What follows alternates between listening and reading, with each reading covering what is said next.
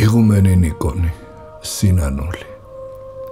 ძვირფასო, მან მომწერა, რომ 3 დღე ტიროდი ჩემი წერილის შემდეგ.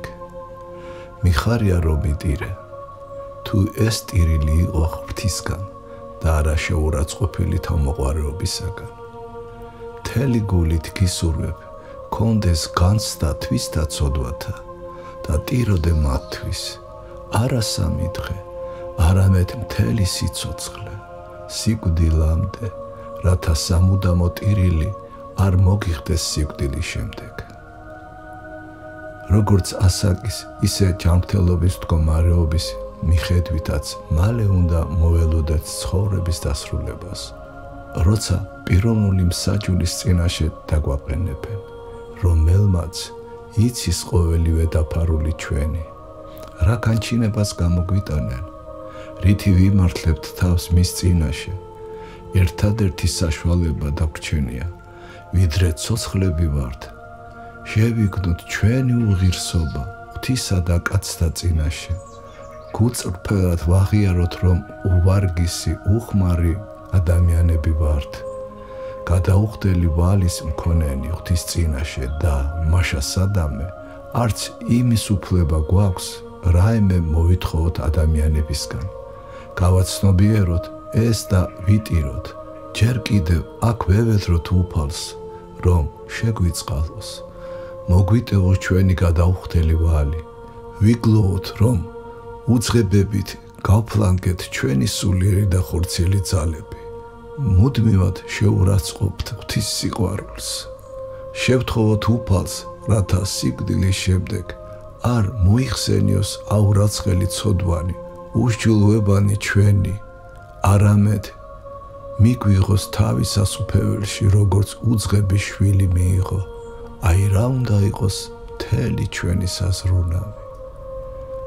ყოველდღე ძილის წინ უნდა შევამოწმოთ თავი და ვიგლოვოთ მცნებების ყველა დარღვევისათვის, რომელიც დღის განმავლობაში დაუშვით და მთელი ჩვენი ცხოვრებაც გავიხსენოთ, ყველაფერი შევინანოთ და არ შევწყვიტოთ სინანული, ვიდრე არ ვიგრძნობთ, რომ უფალმა მოგვიტევა წარსული ცოდვები.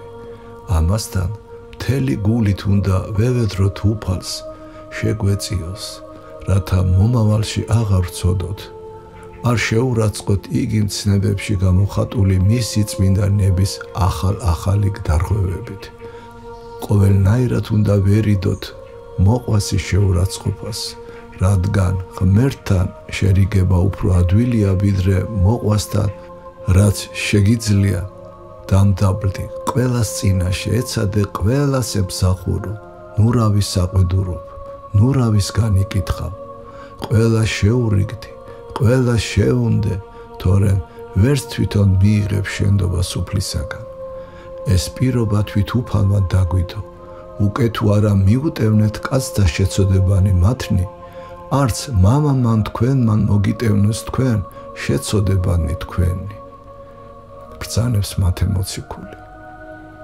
წმინდა მარხვის დღეებში, ახლა რომ დადგა, თავი მოიწესრიგე, შეურიგდი ადამიანებს და ღმერთს, იგლოვე და იტირე, შენი უღირსობისა და წარწყმედის გამო, მაშინ მიიღებ მოტევებას და ცხონებას სასუებას. გული შემოსრული და დამდაბლებული ღმერთმან არა შეურაცხყოს.